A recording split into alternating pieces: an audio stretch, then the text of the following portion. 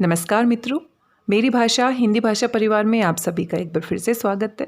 हम पढ़ रहे थे धर्मवीर भारती जी का अंधा युग। इसके 3 अंक हम पढ़ चुके हैं, उसकी कथा को हम जान चुके हैं। पिछले अंक में हमने अश्वत्थामा के अर्ध सत्य के बारे में जाना। अश्वत्थामा अपना प्रतिशोध लेना चाहता है, दुर्योधन की मृत्यु हो चुकी है और आगे जो अंक है गांधारी का शाप है। इससे पहले यहाँ पर कुछ पंक्तियाँ दी गई हैं और उसका एक उपशीर्षक भी दिया गया है, पंख, पहिए और पट्टियाँ। आइए पहले इसको पढ़ लेते हैं। इसके बिल्कुल बाद चौथा अंक शुरू होने वाला है, गांधारी का शाप। यहाँ पर हम देख सकते हैं धर्मवीर भारती जी ने एक नया दृष्टिकोण दिया है। युद्ध के बाद की जो कथा है, कौरव पक्ष और पांडव पक्ष दोनों में किस तरह का माहौल है, किस तरह की मानसिकता है। ऐसा माना जाता है कि महाभारत के युद्ध में जो पांडव हैं वो न्याय के पक्ष में थे, उन्होंने कोई गलत कार्य नहीं किया, लेकिन ऐसा बिल्कुल भी नहीं है। दोनों ही पक्षों ने अपनी मर्यादा को तोड़ा है, किसी ने कम और किसी ने ज़्यादा। महाभारत के युद्ध के परिणाम स्वरूप हम कह सकते हैं युद्ध में किसी की जीत नहीं होती। यहाँ पर ना ही पांडवों की जीत हुई है और ना ही कौरवों की हार हुई है। युद्ध कभी किसी का भला नहीं कर सकता, युद्ध कभी लाभकारी नहीं हो सकता। साथ में युद्ध को बड़ी आसानी से टाला जा सकता है। महाभारत की कथा आप सभी जानते हैं। महाभारत के युद्ध को भी अनेक स्थानों पर बड़ी आसानी से टाला जा सकता था, लेकिन परिस्थितियां जानबूझकर ऐसी बनाई गई कि युद्ध को करना ही था। आज के संदर्भ में भी हम कह सकते हैं बहुत सारे ऐसे माध्यम होते हैं जिनके द्वारा हम युद्ध को टाल सकते हैं। बातचीत के माध्यम से, संवाद के माध्यम से, कहीं ना कहीं एक दूसरे की अगर हम स्थिति को समझते हैं तो युद्ध को टाल सकते हैं। लेकिन कहीं अति आत्मविश्वास, कहीं अहंकार, कहीं अनेक ऐसी परिस्थितियां हम जानबूझकर बनाते हैं ताकि युद्ध हो। युद्ध हम करना चाहते हैं, युद्ध अपने आप नहीं होता। युद्ध के लिए हम परिस्थितियां तैयार करते हैं। युद्ध को टाला जा सकता है लेकिन हम टालना नहीं चाहते। आइए पढ़ते हैं पंख, पहिए और पट्टियाँ। ये कुछ पंक्तियां हैं इस उपशीर्षक के अंतर्गत। इसके बाद हमारा चौथा अंक शुरू होगा, गांधारी का शाप। वृद्ध याचक। पहले मैं झूठा भविष्य था, वृद्ध याचक था, अब मैं प्रेतात्मा हूँ। अश्वत्थामा ने मेरा वध किया था। जीवन एक अनवरत प्रवाह है और मौत ने मुझे बाँह पकड़कर किनारे खींच लिया है और मैं तटस्थ रूप से किनारे पर खड़ा हूँ और देख रहा हूँ कि ये युग का अंधा समुद्र है, चारों ओर से पहाड़ों से घिरा हुआ और दर्रों से और गुफाओं से उमड़ते हुए भयानक तूफान चारों ओर से उसे मथ रहे हैं और उस बहाव में मंथन है, गति है, किंतु नदी की तरह सीधी नहीं, बल्कि नागलोक के किसी गह्वर में सैकड़ों केचुल चढ़े अंधे सांप एक दूसरे से लिपटे हुए, आगे पीछे, ऊपर नीचे। हाँ, दूसरा रथ जिसकी गति को मैं तो क्या कृष्ण भी नहीं रोक पाए हैं। ये रथ है मेरे वधिक अश्वत्थामा का। कोए के कटे पंख सी काली, रक्त रंगी घृणा है भयानक उसकी। अधम में मोर पंख उससे हारेगा ये जीतेगा। घृणा के उस नए कालिए नाग का दमन अब क्या कृष्ण कर पाएंगे। रथ बढ़ते जाते हैं, मैं असक्त हूँ। कथा की गति अब मेरे बांधे नहीं बनती है। कृष्ण का रथ पीछे छूटा जाता है अंधियारे में। वह देखो, अश्वत्थामा का रथ पांडव शिविर में पहुँच गया। आहा, ये है कौन? विराट काय दैत्य पुरुष अंधकार में अश्वत्थामा के सम्मुख काली चट्टानों सा पड़ा हुआ। इस उपशीर्षक में वृद्ध याचक के माध्यम से बताया गया है कि अश्वत्थामा अपने प्रतिशोध को पूरा करने के लिए अपने रथ पे सवार होकर उत्तरा के शिविर की ओर जाता है और उत्तरा के गर्भ में पल रहे अभिमन्यु के बच्चे का गर्भपात करना चाहता है। उसके भविष्य को, पांडवों के आने वाले भविष्य को वो वहीं पर समाप्त करना चाहता है। अगला अंक है चौथा अंक, गांधारी का शाप। कथा गायन के रूप में ये अंक शुरू होता है। वे शंकर थे, वे रौद्र वेशधारी विराट प्रलयंकर थे, जो शिविर द्वार पर दिखे अश्वत्थामा को। अनगिनत विष भरे सांप भुजाओं पर बांधे, वे रोम रोम अगणित महाप्रलय सीधे, जो शिविर द्वार पर दिखे अश्वत्थामा को। बोले वे जैसे प्रलय में गर्जन स्वर, मुझको पहले जीतो तब जाओ अंदर। युद्ध किया अश्वत्थामा ने पहले, शर शक्ति प्रास नाराज गदाएं सारी वे उनके एक रोम में समा गई। सब वह हार मान वंदना करने लगा। तब अश्वत्थामा, वे आशुतोष हैं, हाथ उठाकर बोले। पर्दा उठने पर गांधारी बैठी दिख पड़ती है और विदुर तथा संजय इस मुद्रा में खड़े हैं जैसे वार्तालाप पहले से चल रहा हो। यहाँ पर दृश्य बदलता है। गांधारी, फिर क्या हुआ संजय? फिर क्या हुआ? संजय पाठ करते हुए, शंकर की दैवी असी लेकर अश्वत्थामा जा पहुंचा योद्धा दृष्टधुम्न के सिरहाने। बिजली सा झपट खींचकर सैया के नीचे घुटनों से दबा दिया उसको, पंजों से गला दबोच लिया। आंखों के कोटर से दोनों साबित गोले कच्चे आमों की गुठली जैसे उछल गए। खाली गड्ढों से काला लहू उबल पड़ा। गांधारी, अंधा कर दिया उसको पहले ही, कितना दयालु है अश्वत्थामा। संजय, बड़े कष्ट से जोड़ जोड़ कर शब्द कहा उसने, वध करना है तो अस्त्रों से कर दो, तुम योग्य नहीं हो उसके नर पशु दुष्ट धूम्न। तुमने निशस्त्र द्रोण की कायर हत्या की है, ये बदला है। फिर चूर चूर कर दिए ठोकरों से उसके मर्मस्थल। विदुर, बस करो। गांधारी, फिर क्या हुआ। संजय, कोलाहल सुन जो अस्त व्यस्त योद्धा जागे, आंखें मलते बाहर आए, उनको क्षण भर में गिरा दिया तीखे जहरीले तीरों से। शतानीक को कुछ ना मिला तो पहिए से ही वार किया, अश्वत्थामा ने काट दिए उसके घुटने। सोया था दूर शिखंडी, उसके पास पहुंचकर माथे के बीच एक बाण मारा, जो मस्तक फाड़ चीरता चंदन शैया को धरती के अंदर समा गया। गांधारी, फिर क्या हुआ संजय। विदुर, हृदय तुम्हारा पत्थर का है गांधारी। गांधारी, पत्थर की खानों से मणियां निकलती हैं, बाधा मत डालो विदुर। संजय, फिर क्या हुआ। विदुर, संजय नहीं, मुझसे सुनो, कितनी जघन्य व प्रतिहिंसा थी। कृपाचार्य कृतवर्मा बाहर थे, जितने बच्चे बूढ़े नौकर बाहर भागे, बाणों से छेद दिया उनको कृतवर्मा ने। डरे हुए हाथी चिंगाड़ कर शिविरों को चीरते हुए भागे। शैया पर सोई हुई स्त्रियां जहां थी वहीं कुचल दी गई। उसी समय उन दोनों वीरों ने पांडव शिविरों को आग लगा दी। गांधारी, काश कि मैं अपनी आंखों से देख पाती है, कैसी ज्योति से घिरा होगा तब अश्वत्थामा। संजय, धुआं, लपट, लोथे, घायल घोड़े, टूटे रथ, रक्त, मेद, मज्जा, मुंड, खंडित कबंधों से टूटी पसलियों में विचरण करता था अश्वत्थामा। सिंहनाद करता हुआ नर रक्त से वह तलवार उसके हाथ में चिपक गई थी, ऐसे जैसे वह उगी हो उसी की भुज मूलों से। गांधारी, ठहरो। संजय, ठहरो, दिव्य दृष्टि से मुझको दिखला दो एक बार वीर अश्वत्थामा को। संजय, माता वह कुरूप है, भयंकर है। गांधारी, किंतु वीर है, उसने वह किया है जो मेरे 100 पुत्र नहीं कर पाए, द्रोण नहीं कर पाए, भीष्म नहीं कर पाए। संजय, माता, व्यास ने मुझको दिव्य दृष्टि दी थी केवल युद्ध के लिए, पता नहीं कब तक वह सामर्थ्य मुझसे छिन जाए। गांधारी, इसीलिए कहती हूँ, अन्यायी कृष्ण इसके बाद अश्वत्थामा को जीवित नहीं छोड़ेंगे, देखने दो मुझको उसे एक बार। संजय, मैं प्रयास करता हूँ, मेरे सारे पुण्यों का बल संवेद होकर दर्शन कराएगा आपको अश्वत्थामा के। दीवारों हट जाओ, राह में जो बाधाएं दृष्टि रोकती हों वे माया से सिमट जाएं, दूरी मिट जाए। क्षितिज रेखा के पार दृष्टि से छिपे हैं जो दृश्य वे निकट आ जाएं। अंधेरा है, ये वह स्थल है जहाँ मरणासन दुर्योधन कल तक पड़ा था। अस्त्र शस्त्र लिए हुए कौन ये दोनों योद्धा आए, ये हैं कृपाचार्य कृतवर्मा। कृपाचार्य कृतवर्मा, ज्योति बाण फेंको, कुछ तिमिर घटे। कृतवर्मा, वे हैं महाराज, निश्चय ही अर्धमृत दुर्योधन को खींच ले गए हैं हिंसक पशु उस झाड़ी में। कृपाचार्य, जीवित हैं अभी, होठ हिलते से लगते हैं। कृतवर्मा, समझ नहीं पड़ता है, मुख से बह बह कर रक्त काले काले थक्कों से जमा हुआ है चारों ओर, हलक भी जमी होगी। कृपाचार्य, महाराज, सेनापति अश्वत्थामा ने ध्वस्त कर दिया है पूरे पांडव शिविर को आज, शेष नहीं बचा एक भी योद्धा। कृतवर्मा, महिराज के मुख पर आभा संतोष की झलक आई। कृपाचार्य, पलकें भी खोल ली। कृतवर्मा, ढूंढ रहे हैं किसे, शायद अश्वत्थामा को।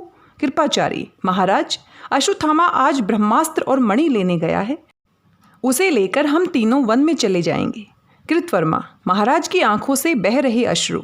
संजय, ये क्या माता, पट्टी उतारी ही नहीं तुमने, वह देखो आया अश्वत्थामा।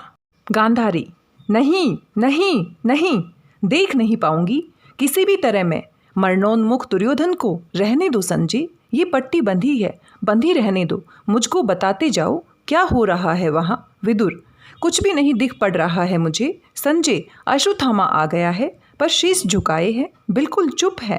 कृपाचार्य, महाराज, आपका अश्वत्थामा आ गया, हाथ उठा सकते नहीं, एक बार दृष्टि उठाकर दे दें आशीष इसे। अश्वत्थामा, नहीं स्वामी नहीं, मैं अब भी अनाधिकारी हूँ, मैंने प्रतिशोध ले लिया दृष्टधुम्न से, पिता की पाप हत्या का, किंतु अब भी आपका प्रतिशोध नहीं ले पाया, शेष है अभी भी, सुरक्षित है उत्तरा, जन्म देगी जो पांडव उत्तराधिकारी को, किंतु स्वामी आपका कार्य पूरा करूंगा मैं। सूर्यलोक में जब द्रोण से मिले आप कहें। कृतवर्मा, किससे कहते हो अश्वत्थामा, किससे कहते हो, महाराज नहीं रहे। अश्वत्थामा, किसका चित्कार है ये। माता गांधारी, मैं कहता हूँ धैर्य धरो। जैसे तुम्हारी कोख कर दी पुत्रहीन कृष्ण ने, वैसे ही मैं भी उत्तरा को कर दूंगा पुत्रहीन। जीवित नहीं छोड़ूंगा उसको मैं। कृष्ण चाहे सारी योग माया से रक्षा करें। गांधारी, संजय संजय मेरी पट्टी उतार दो, देखूंगी मैं अश्वत्थामा को, वज्र बना दूंगी उसके तन को। संजय, लो मैंने ये पट्टी उतार फेंकी, कहाँ है अश्वत्थामा। संजय, ये क्या हुआ माता। अब तक जो दिव्य दृष्टि से था देख रहा मैं, सहसा उस पर एक पर्दा सा छा गया। गांधारी, जल्दी करो, आंसू न गिराएं।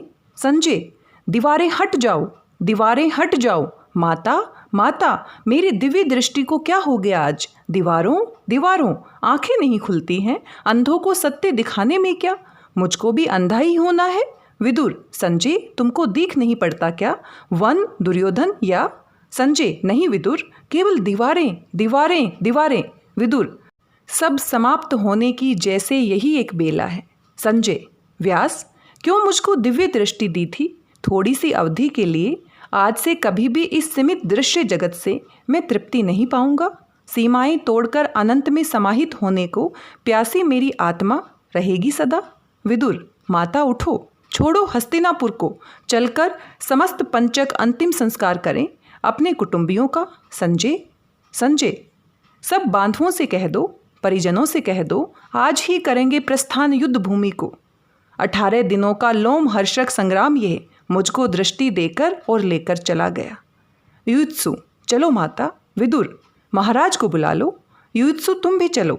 युत्सु, जिसने किया हो खुद वध, उसकी अंजलि का तर्पण स्वीकार किसे होगा भला। वे मेरे बंधु हैं, मेरे परिजन, किंतु सुनो कृष्ण, आज मैं किस मुंह से उनका तर्पण करूंगा। कथा गायन।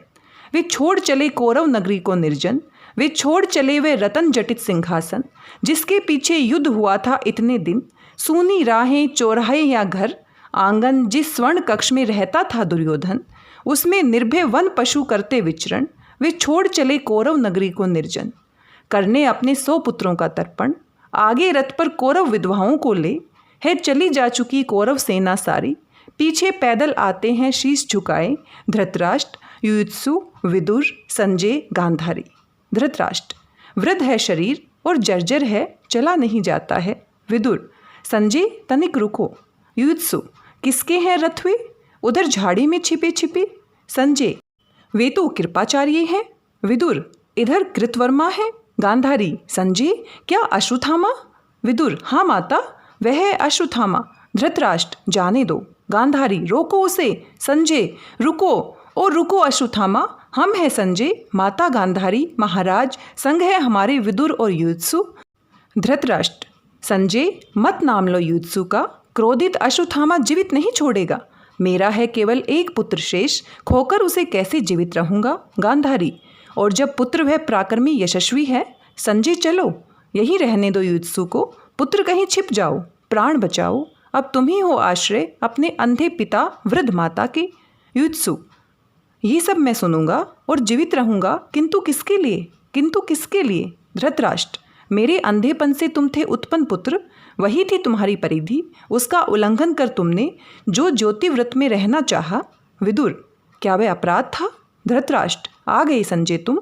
संजय, अश्वत्थामा तो बिल्कुल बदला हुआ सा है, वीर नहीं, वह तो जैसे भय की प्रतिमूर्ति है, रह रह कांप उठता है, रथ की वल्गाएं हाथों से छूट जाती हैं। गांधारी, पागल है, कहता है मैं वल्कल धारण कर रहूंगा तपोवन में, डरता है कृष्ण से।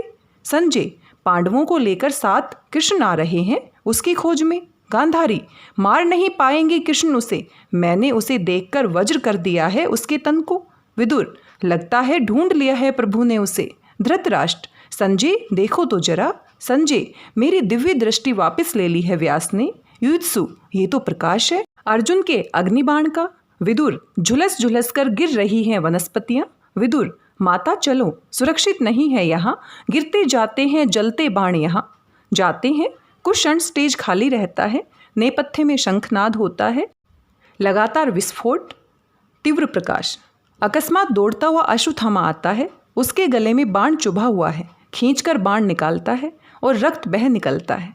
इतने में दूसरा बाण आता है जिससे वह बच जाता है और फिर तनकर खड़ा हो जाता है, क्रोध से आरक्त मुख। अश्वत्थामा, रक्षा करो अपनी अब तुम अर्जुन। मैंने तो सोचा था वल्कल धारण कर रहूंगा तपोवन में, पूरे पांडव को निर्मूल किए बिना शायद युद्ध लिप्सा नहीं शांत होगी कृष्ण की। अच्छा तो ये लो अर्जुन, स्मरण करो अपने विगत कर्म, इसके प्रभाव को एक क्या करोड़ कृष्ण मिटा नहीं पाएंगे। सुनो तुम सब नभ के देवगण, अपने अपने विमानों पर आरूढ़ देख रहे हो जो इस युद्ध को, साक्षी रहोगे तुम। विवश किया है मुझे अर्जुन ने, यह लो ब्रह्मास्त्र। व्यास, आकाशवाणी होती है, ये क्या किया अश्वत्थामा नराधम, ये क्या किया अश्वत्थामा? कौन दे रहा है अपनी मृत्यु को निमंत्रण, मेरे प्रतिशोध में बाधक बनकर? व्यास, मैं हूँ व्यास, ज्ञात क्या तुम्हें है परिणाम इस ब्रह्मास्त्र का? यदि ये लक्ष्य सिद्ध हुआ ओ नरपशु, तो आगे आने वाली सदियों तक पृथ्वी पर रस्म वनस्पति नहीं होगी। शिशु होंगे पैदा विकलांग और कुष्ठग्रस्त, सारी मनुष्य जाति बौनी हो जाएगी। जो कुछ भी ज्ञान संचित किया है मनुष्य ने, सतयुग में, त्रेता में, द्वापर में सदा सदा के लिए होगा विलीन वह। गेहूं की बालों में सर्प फुफकारेंगे, नदियों में बह बह कर आएगी पिंगली आग। अश्वत्थामा, भस्म हो जाने दो, आने दो प्रलय व्यास, देखूं मैं रक्षण शक्ति कृष्ण की।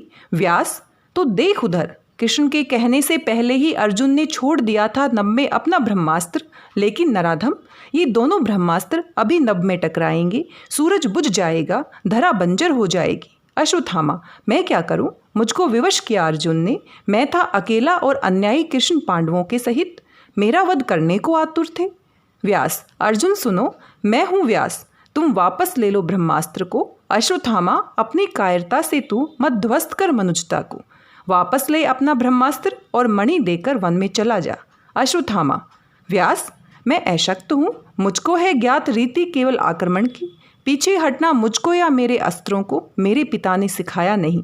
व्यास, सूरज बुझ जाएगा, धरा बंजर हो जाएगी। अश्वत्थामा, अच्छा तो सुन लो व्यास, सुन लो कृष्ण, ये अचूक अस्त्र अश्वत्थामा का निश्चित गिरे जाकर उत्तरा के गर्भ पर, वापस नहीं होगा भयानक विस्फोट। व्यास, तुम पशु हो, तुम पशु हो, तुम पशु हो। अश्वत्थामा, था मैं नहीं, मुझको युधिष्ठिर ने बना दिया। गांधारी, चलते चलते संजय, क्रंदन ये कैसा है, सुनते हो? संजय, अश्वत्थामा का ब्रह्मास्त्र जा गिरा है उत्तरा के गर्भ पर। गांधारी, करेगा वह अपना प्रण पूरा, करेगा। संजय, माता, किंतु कृष्ण उसे क्षमा नहीं करेंगे। गांधारी, संजय, उसका वध नहीं कर सकेंगे कृष्ण।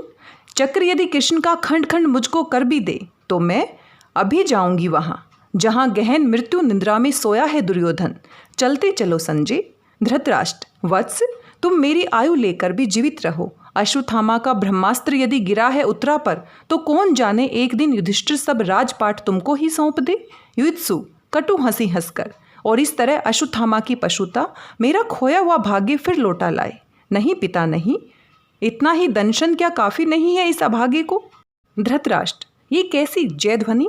विदुर, महाराज, रक्षा कर ली उत्तरा की मेरे प्रभु ने। धृतराष्ट्र, कैसे विदुर? विदुर, बोले वे, यदि ये ब्रह्मास्त्र गिरता है तो गिरे, लेकिन जो मुर्दा शिशु होगा उत्पन्न उसे जीवित करूंगा मैं देकर अपना जीवन। धृतराष्ट्र, अश्वत्थामा को क्या छोड़ दिया कृष्ण ने?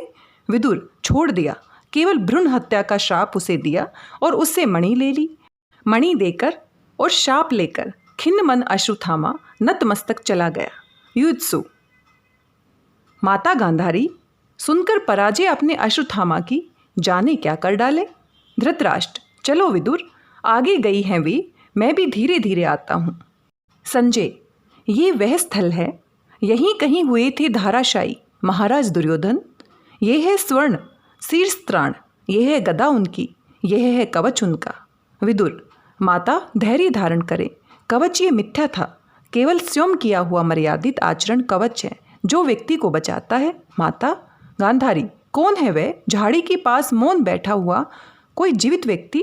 विदुर, माता उधर मत देखें। गांधारी, लगता है जैसे अश्वत्थामा। संजय, नहीं नहीं, इतना कुरूप, अंग अंग गला कोड से रोगी कुत्तों सा दुर्गंध युक्त।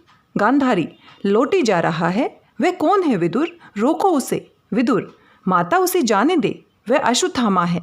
दंड उसे दिया भ्रूण हत्या का कृष्ण ने। शाप दिया उसको कि जीवित रहेगा वह, लेकिन हमेशा जख्म ताजा रहेगा। प्रभु चक्र उसके तन पर रक्त सना घूमेगा। गहन वनों में युग युगांतर तक अंगों पर फोड़े लिए, गले हुए जख्मों से चिपटी हुई पट्टियां, पीक थूक कप से सना जीवित रहेगा वह, मरने नहीं देंगे प्रभु। लेकिन अगणित रोग की पीड़ा जगती रहेगी रोम रोम में। गांधारी, संजय उसे रोको। लोहा में लूंगी आज कृष्ण से उसके लिए। संजय, माता वह चला गया, आया था शायद विदा लेने दुर्योधन के अंतिम अस्थि शेषों से। गांधारी, अस्थि शेष? तो क्या वह पड़ा है कंकाल मेरे पुत्र का? विदुर, धैर्य धरो माता। गांधारी, तो वे पड़ा है कंकाल मेरे पुत्र का। किया है ये सब कुछ कृष्ण तुमने, किया है ये सुनो, आज तुम भी सुनो। मैं तपस्विनी गांधारी अपने सारे जीवन के पुण्यों का, अपने सारे पिछले जन्मों के पुण्यों का बल लेकर कहती हूँ, कृष्ण सुनो। तुम यदि चाहते तो रुक सकता था युद्ध यह। मैंने प्रसव नहीं किया था कंकाल का, इंगित पर तुम्हारे ही भीम ने अधर्म किया। क्यों नहीं तुमने वे शाप दिया भीम को, जो तुमने दिया निरपराध अश्वत्थामा को। तुमने किया है प्रभुता का दुरुपयोग। यदि मेरी सेवा में बल है, संचित तप में धर्म है, तो सुनो कृष्ण, प्रभु हो या परात पर हो, कुछ भी हो, सारा तुम्हारा वंश इसी तरह पागल कुत्तों की तरह एक दूसरे को परस्पर फाड़ खाएगा। तुम खुद उसका विनाश करके कई वर्षों बाद किसी घने जंगल में साधारण व्याध के हाथों मारे जाओगे। प्रभु हो पर मारे जाओगे पशुओं की तरह। कृष्ण ध्वनि, माता, प्रभु हूँ या परात पर पुत्र हूँ तुम्हारा। तुम माता हो मेरी। मैंने अर्जुन से कहा, सारे तुम्हारे कर्मों का पाप पुण्य योग क्षेम में वहन करूँगा अपने कंधों पर। 18 दिनों के इस भीषण संग्राम में कोई नहीं, केवल मैं ही मरा हूँ करोड़ों बार। जितनी बार जो भी सैनिक भूमिशायी हुआ, कोई नहीं था, वह मैं ही था। गिरता था जो घायल होकर रणभूमि में, अश्वत्थामा के अंगों से रक्त पीप स्वेद बनकर बहूंगा। मैं ही युग युगांतर तक जीवन हूँ मैं, तो मृत्यु भी तो मैं ही हूँ माँ। शाप ये तुम्हारा स्वीकार है मुझे। गांधारी, ये क्या किया तुमने? फूट फूट कर रोने लगती है। रोई नहीं मैं अपने 100 पुत्रों के लिए, लेकिन कृष्ण तुम पर मेरी ममता अगाध है। कर देते शाप ये मेरा तुम अस्वीकार, तो क्या मुझे दुख होता? मैं थी निराश, मैं कटु थी, पुत्रहीना थी। कृष्ण ध्वनि, ऐसा मत कहो माता, जब तक मैं जीवित हूँ पुत्रहीना नहीं हो तुम। प्रभु हूँ या परात पर पुत्र हूँ तुम्हारा, तुम माता हो मेरी। गांधारी रोते हुए, मैंने क्या किया विदुर, मैंने ये क्या किया? कथा गायन होता है। स्वीकार किया ये शाप कृष्ण ने जिस क्षण से, उस क्षण से ज्योति सितारों की पड़ गई मंद। युग युग की संचित मर्यादा निष्प्राण हुई, श्रीहीन हो गए कवियों के वर्ण छंद। ये शाप सुना सबने पर भय के मारे, माता गांधारी से कुछ नहीं कहा। पर युग संध्या की कलुषित छाया जैसा ये शाप सभी के मन पर टंगा रहा। और यहाँ पर पर्दा गिरता है। चौथा अंक यहाँ पर समाप्त हो जाता है। इसके बाद शुरू होता है 5वां अंक, विजय एक क्रमिक आत्महत्या। इसका वाचन हम अगले वीडियो में करेंगे। आज के लिए बस इतना ही। आपके क्या विचार हैं? आपको क्या लगता है, अश्वत्थामा गलत है या कृष्ण गलत है? गांधारी ने शाप दिया कृष्ण को, क्या वो सही था? कितने सारे ऐसे विचार हैं। और यहाँ पर जो ब्रह्मास्त्र हैं, जिनकी बात हम पौराणिक कथाओं में सुनते हैं, पढ़ते हैं, ब्रह्मास्त्र कुछ नहीं है। आज के जो परमाणु हथियार हैं, वे यहाँ पर प्रतीकात्मक प्रयोग किए गए हैं। जापान का उदाहरण हम देख सकते हैं। जापान पूरी तरह से परमाणु हथियार से नष्ट कर दिया गया था, और उसके आगे आने वाली पीढ़ियों पर इसका कितना दुष्प्रभाव हमने देखा है, हमने सुना है अखबारों के माध्यम से, न्यूज़ चैनल के माध्यम से, किताबों के माध्यम से। और ऐसा ही अगर तीसरा विश्व युद्ध होता है तो हम कल्पना भी नहीं कर सकते उसके परिणाम कितने भयानक हो सकते हैं। हो सकता है इस पूरे युग का ही अंत हो जाए, क्योंकि जो परमाणु शक्ति हर किसी देश के पास है, जिसके ऊपर वो गर्व करता है, उसको अहम है कि मेरे पास इतनी ताकत है, लेकिन वो मानव जाति का विनाश करने के लिए काफ़ी है। जब मानव ही नहीं रहेगा तो अहम कहाँ बच पाएगा? आपके क्या विचार है, हमारे साथ अवश्य साझा कीजिएगा। मिलते हैं इसके 5वें और अंतिम अंक के साथ अगले वीडियो में। तब तक स्वस्थ रहिए, व्यस्त रहिए, मस्त रहिए और कुछ ना कुछ पढ़ते रहिए। धन्यवाद, बहुत बहुत धन्यवाद।